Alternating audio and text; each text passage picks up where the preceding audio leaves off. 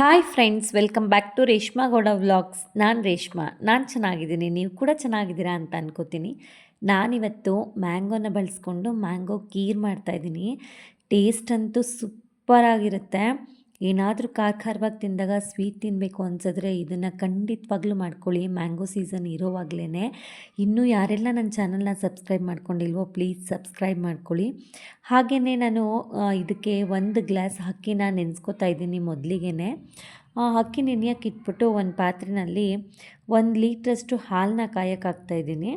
ಹಾಲು ಕಾಯುವಷ್ಟರಲ್ಲಿ ನಾನು ಒಂದು ಮ್ಯಾಂಗೋನ ಕಟ್ ಮಾಡಿ ರೆಡಿ ಮಾಡ್ಕೊಳ್ಳೋಣ ಅಂತ ಹೇಳ್ಬಿಟ್ಟು ರೆಡಿ ಮಾಡ್ಕೊತಿದ್ದೀನಿ. ಈ ಹಣ್ಣು ನಮ್ಮ ಗಿಡದ್ದೇ. ನಾನು ಮ್ಯಾಂಗೋ ಹಾರ್ವೆಸ್ಟಿಂಗ್ ತೋರಿಸಿದ್ದೆ ನೋಡಿ ಲಾಸ್ಟ್ ಟೈಮು. ಆ ಹಣ್ಣಾಗಿತ್ತು. ಎಷ್ಟು ಚೆನ್ನಾಗಿತ್ತು ಅಂದರೆ ಸ್ವೀಟ್ನೆಸ್ ಅಂತೂ ತುಂಬಾ ಚೆನ್ನಾಗಿದೆ. ಇದನ್ನು ಬಳಸ್ಕೊಂಡು ನಾನು ಮ್ಯಾಂಗೋ ಕೀರನ್ನ ಮಾಡ್ತಾಯಿರೋದು. ಇದನ್ನು ಪಲ್ಪ್ಸ್ ಆಗಿ ಕಟ್ ಮಾಡ್ಕೊಂಡು ತೊಗೋತಾ ಇದ್ದೀನಿ. ನಾನು ಹಣ್ಣುಗಳನ್ನ ನೀಟಾಗಿ ಪಲ್ಪ್ಸ್ ಮಾಡಿಕೊಂಡು ನಾನು 1 ಮ್ಯಾಂಗೋನ ಬಳಸ್ತಿದ್ದೀನಿ. ನೀವು ಬೇಕಿದ್ದರೆ 2 ಮ್ಯಾಂಗೋನ ಬಳಸ್ಬೋದು. ನನಗೆ ಒಂದೇ ಸಾಕು ಅಂತ ಅನ್ನಿಸ್ತು. ತುಂಬಾ ಚೆನ್ನಾಗಿತ್ತು, ದಪ್ಪವಾಗಿತ್ತಲ್ಲ, ಸುಮಾರು ಪಲ್ಪ್ಸ್ ಬಂತು. ಸೊ ಅದಕ್ಕೋಸ್ಕರ ಒಂದನ್ನೇ ಯೂಸ್ ಮಾಡಿದೆ. ನೋಡಿ, ಪಲ್ಪ್ಸ್ ಮಾಡಿಕೊಂಡು ಒಂದು ಬಟ್ಲಿಗೆ ಎತ್ತಿಟ್ಕೋತಾ ಇದ್ದೀನಿ. ಹಾಗೆಯೇ ನಾನು ಹಾಲು ಕಾಯೋಕ್ಕಿಟ್ಟಿದ್ನಲ್ಲ, ಅದು ಕೂಡ ಕುದಿ ಬಂದಿತ್ತು. ಸೊ ಅಕ್ಕಿ ನೆನೆಸಿದ್ದನ್ನು ಒಂದು ಅರ್ಧ ಗ್ಲಾಸಷ್ಟನ್ನು ಹಾಕೋತಾ ಇದ್ದೀನಿ. ಜಾಸ್ತಿ ಅಕ್ಕಿನ ಹಾಕೋಬೇಡಿ, ಯಾಕೆ ಅಂದರೆ ಅನ್ನದ ಥರ ಆಗಿಬಿಡುತ್ತೆ. ಆಮೇಲೆ ತೆಳು ಕೀರ್ ಕನ್ಸಿಸ್ಟೆನ್ಸಿನಲ್ಲಿ ಬರೋದಿಲ್ಲ. ಹಾಗೆಯೇ ಸ್ವಲ್ಪ ಡ್ರೈ ಫ್ರೂಟ್ಸ್ಗಳನ್ನ ಕೂಡ ಸಣ್ಣಕ್ಕೆ ಹೆಚ್ಚಿಟ್ಕೋತಾ ಇದ್ದೀನಿ. ಇದು ಗಾರ್ನಿಷಿಂಗ್ಗೆ ತುಂಬಾ ಚೆನ್ನಾಗಿರುತ್ತೆ ಮತ್ತು ಟೇಸ್ಟ್ ಕೂಡ ಚೆನ್ನಾಗಿರುತ್ತೆ. ಹಾಗೆಯೇ ನಾನು ಅಕ್ಕಿ ಮತ್ತು ಹಾಲನ್ನು ಬೇಯಕ್ಕಿಟ್ಟಿದ್ನಲ್ಲ, ಅದಕ್ಕೆ ನಾನು ಕಟ್ ಮಾಡಿ ಇಟ್ಕೊಂಡಿರುವಂಥ ಪಿಸ್ತಾ, ಬಾದಾಮಿ, ಗೋಡಂಬಿ ಇಷ್ಟನ್ನೂ ಹಾಕೋತಾ ಇದ್ದೀನಿ. ಇದು ಕೂಡ ಅಕ್ಕಿ ಜೊತೆಯಲ್ಲೇ ಬೇಯಲಿ ಅಂತ ಹೇಳ್ಬಿಟ್ಟು ಒಂದು 10 ನಿಮಿಷ ಅಕ್ಕಿ ಚೆನ್ನಾಗಿ ನೀಟಾಗಿ ಅನ್ನದ ಥರ ಆಗೋ ತನಕ ಬೇಯಿಸಬೇಕು.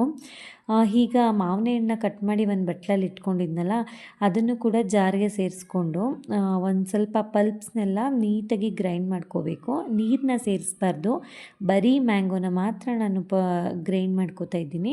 ಹಾಗೆ ನಾವು ರುಬ್ಬಿರುವಂತಹ ಮ್ಯಾಂಗೋನ ಒಂದು ಪಾತ್ರೆಗೆ ಸೇರಿಸ್ಕೊಂಡು ಇದಕ್ಕೆ 2 ಚಿಕ್ಕ ಬೌಲಲ್ಲಿ ಸಕ್ಕರೆನ ಸೇರಿಸ್ಕೊಂಡು ಮೀಡಿಯಮ್ ಊರಿನಲ್ಲಿ ಬೇಯಿಸ್ತಾ ಬರಬೇಕು.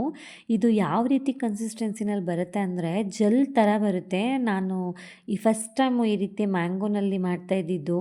ನೋಡೋದಕ್ಕಂತೂ ತುಂಬಾ ಚೆನ್ನಾಗಿತ್ತು. ಆಮೇಲೆ ನನಗೆ ಇನ್ನೊಂದು ಅನ್ನಿಸ್ತು ಅಂದರೆ ಮ್ಯಾಂಗೋ ಜಾಮ್ ಕನ್ಸಿಸ್ಟೆನ್ಸಿನಲ್ಲಿ ಇಟ್ಟಿದ್ದು, ಇಟ್ಟರೆ ಹಾಳಾಗಲ್ಲ ಅಂತ ಅನ್ಕೋತೀನಿ.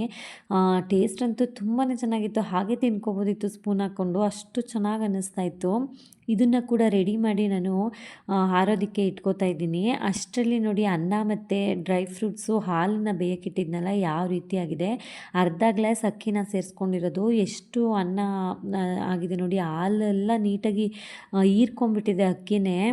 ಈ ರೀತಿ ಆದಮೇಲೆ ಅದು ತಣ್ಣಗಾಗಬೇಕು. ತಣ್ಣಗಾಗೋದಕ್ಕೆ ಬಿಟ್ಟು ಅದಾದಮೇಲೆ ನಾವು ರೆಡಿ ಮಾಡಿ ಇಟ್ಕೊಂಡಿದ್ವಲ್ಲ ಮ್ಯಾಂಗೋ ಪ್ಯೂರಿ, ಅದನ್ನು ಒಳಗಡೆ ಸೇರಿಸ್ಕೋಬೇಕು.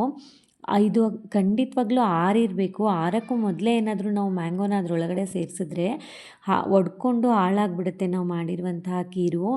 ಎರಡೂ ತಣ್ಣಗಾದ ಮೇಲೆ ಇದನ್ನು ಹಾಕಿ ಮಿಕ್ಸ್ ಮಾಡಬೇಕು. ಸ್ವೀಟ್ನೆಸ್ಗೆ ನಾವು ಮ್ಯಾಂಗೋಗೆ ಶುಗರ್ ಸೇರಿಸ್ಕೊಂಡಿರೋದ್ರಿಂದ ಅಷ್ಟೇ ಸ್ವೀಟ್ ಸಾಕಾಗುತ್ತೆ. ಮ್ಯಾಂಗೋ ಕೂಡ ಸ್ವೀಟಾಗಿತ್ತಲ್ಲ, ಸೊ ಎರಡೂ ಮ್ಯಾಚ್ ಆಗುತ್ತೆ. ಈಗ ಅದಕ್ಕೆ ನೀಟಾಗಿ ಮ್ಯಾಂಗೋ ಪಲ್ಪ್ಸ್ನ ಹಾಕಿ ತಿರುಗಿಸಿ ಒಂದು ಬಟ್ಲಿಗೆ ಸರ್ವ್ ಮಾಡಿಕೊಂಡ್ರೆ ಟೇಸ್ಟ್ ಅಂತೂ ಅಮೇಝಿಂಗ್ ಆಗಿತ್ತು. ನನಗಂತೂ ತುಂಬಾ ಇಷ್ಟ ಆಯಿತು.